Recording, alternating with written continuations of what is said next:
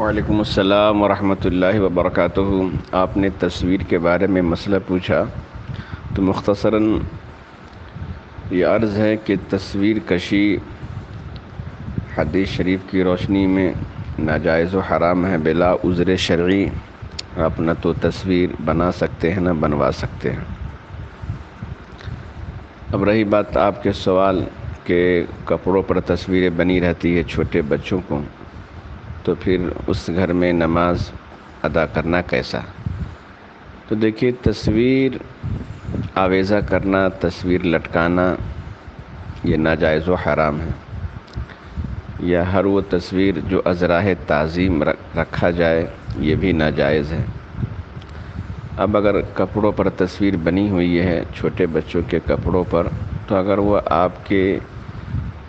سامنے نہیں ہے، حالت قیام میں وہ آپ کے سامنے نہیں وہ تصویر آتی ہے بلکہ ادھر ادھر وہ کپڑے پڑے ہوئے ہیں، تو ایسی صورت میں آپ اس کمرے میں نماز ادا کر سکتے ہیں۔ اسی طرح بہت سارے دواؤں میں تصویریں بنی رہتی ہیں، تو ایسا نہیں کہ اس سے یہ حکم لگایا جائے کہ اس کمرے میں نماز نہیں ادا کر سکتے ہیں، نہیں، وہ اس لیے نہیں کہ چونکہ ہم نے بطور تعظیم اس کو نہیں رکھا ہے۔ ایسی یہ دوا ہے جو میں نے شیشی رکھ دیا ہے، لیکن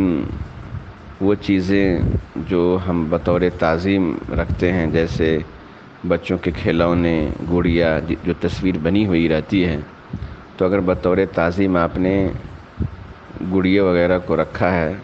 تو پھر اس کمرے میں آپ نماز نہیں پڑھ سکتے ہیں جب تک کہ آپ اسے ادھر ادھر بکھیر نہ دیں۔ تو خلاصہ کلام یہ ہے کہ اگر بطور تعظیم، بطور عزت سجا کر کے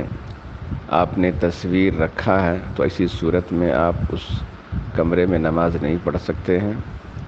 ورنہ اگر کمرے میں تصویر ہو لیکن ادھر ادھر بکھری ہو تو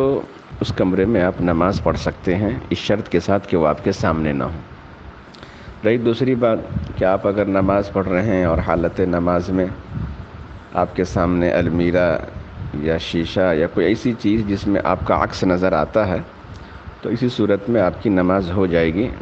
نماز میں کوئی فساد نہیں ہوگی۔